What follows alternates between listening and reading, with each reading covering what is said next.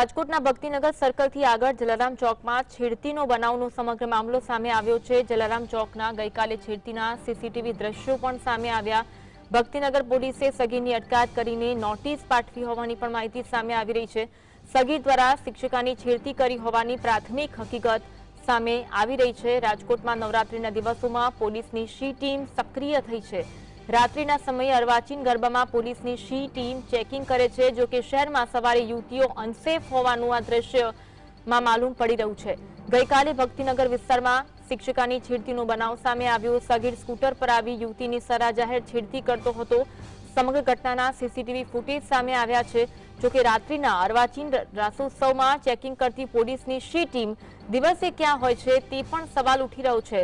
પોલીસે શિક્ષિકાની છેડતી મામલે સગીરાની અટકાયત તો કરી છે, નોટિસ પણ આપી છે, પરંતુ આવી ઘટના બનતા રાજકોટ શહેર પોલીસના મહિલાઓની સુરક્ષા બાબતના દાવા જે છે તે પોકળ સાબિત થઈ રહ્યા છે। મહિલાઓ સુરક્ષિત છે ગુજરાતમાં તે દાવાઓ આ વિડીયો છે તે પોકળ સાબિત કરી રહ્યા છે। દિવસ દરમિયાન જ છેડતીની ઘટના બની છે।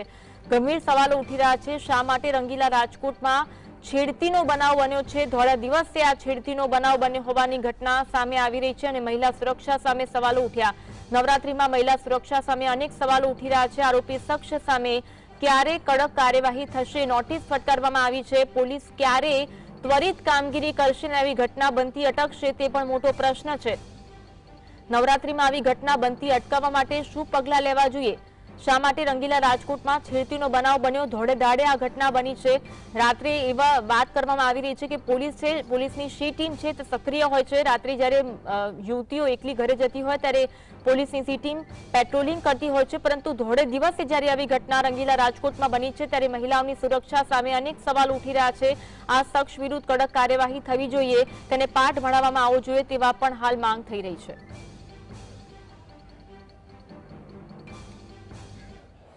આજ અંગે વધુ વાત કરીશું। સંવાદદાતા લકી અમારી સાથે લાઈવ જોડાયા છે। લકી, જે ઘટના છેડતીની બની છે, ઘણા ગંભીર સવાલો ઉઠી રહ્યા છે, પહેલા તો ઘટના અંગે માહિતી આપશો।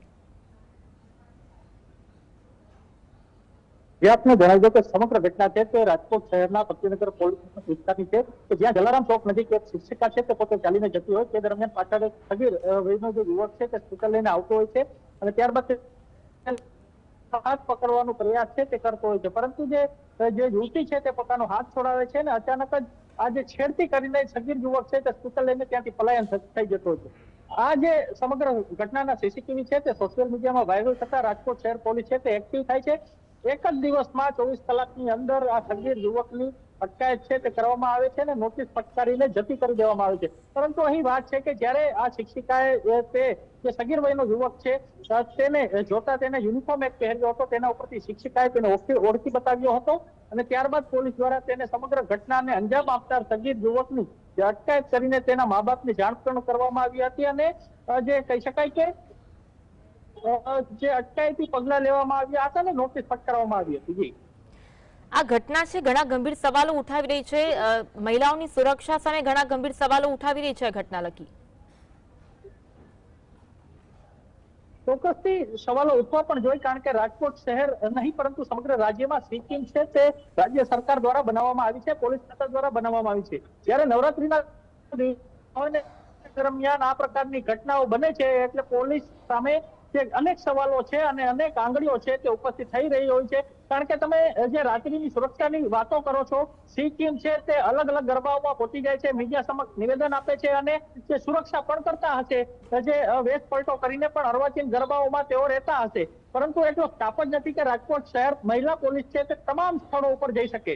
કારણ કે જો વાત કરવામાં આવે રાજકોટમાં 34 થી 36 જેટલા અર્વાચીન ગરબાઓ છે, તો ચોક્કસથી ત્યાં પોલીસ એક્શનમાં આવતી હશે અને પોલીસ પેટ્રોલિંગ પણ રાત્રિ દરમિયાન કરતી હશે। પરંતુ અહીં વાત છે દિવસની, તો દિન દહાડે તમે જે યુવતીની સુરક્ષા ન કરી શકતા હોય, દિન દહાડે સી ટીમ છે તે પેટ્રોલિંગ ન કરી શકતી હોય, ત્યારે જ આ પ્રકારના બનાવો છે તે સામે આવે।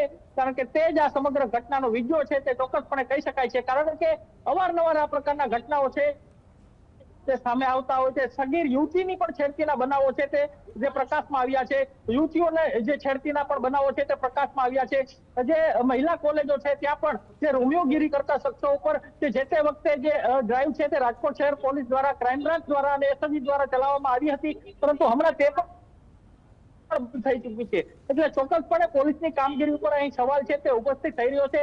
રાજકોટ શહેરનું મહિલા પોલીસ સ્ટેશન છે તે ત્યાં જે મોટી સંખ્યામાં અરજદારો છે તે બેઠા હોય છે, પરંતુ કોઈ પણ પ્રકારની જે કાર્યવાહી કરવામાં જિલ્લા જે પોલીસ સ્ટાફ છે તે કરતો હોય છે તેવી પણ અવારનવાર વાત છે તે લોકો કહેતા હોય છે મીડિયા સમક્ષ. એટલે ચોક્કસપણે પોલીસની કામગીરી ઉપર અને કઈ સવાલો છે તે ઉપસ્થિત થઈ રહ્યા છે, કારણ કે દિન દિહાડે જે સરા જાહેર એક યુવતીનો હાથ પકડવો અને છેડતી કરવી અને તેના સીસીટીવી આવવા એટલે ખૂબ જ ગંભીર બાબત છે. પોલીસને ક્યાંક ને ક્યાંક આ સીસીટીવી ઉપરથી શીખ લેવી જોઈએ અને પોલીસને પોતાનું પેટ્રોલિંગ છે તે પણ વધારવું જોઈએ, ન કે માત્ર રાત્રિના દરમિયાન. રાજકોટમાં નવરાત્રી દરમિયાન રાજકોટ શહેરની મહિલા પોલીસની ટીમ સક્રિય થતી હોય છે, પેટ્રોલિંગ કરતી હોય છે, કામગીરી કરતી હોય છે. વેશ પલટો કરીને અર્વાચીન ગરબામાં છુપા વેશમાં રોમિયોગીરી કરતા શખ્સોને પકડતી પણ હોય છે, પરંતુ તેટલી જ જવાબદારી રાજકોટ શહેર પોલીસની જવાબદારી સવારની પણ છે. જો સરા જાહેર સવારમાં જે છેડતી થતી હોય ત્યારે અનેક સવાલો અહીં પોલીસ ઉપર ઉપસ્થિત થઈ રહ્યા છે. એટલે ચોક્કસપણે પોલીસને પોતાની કામગીરી ઉપર જ અનેક વાર વિચાર કરવો જોઈએ. જી આભાર લખી જોડાવા માટે અને માહિતી આપવા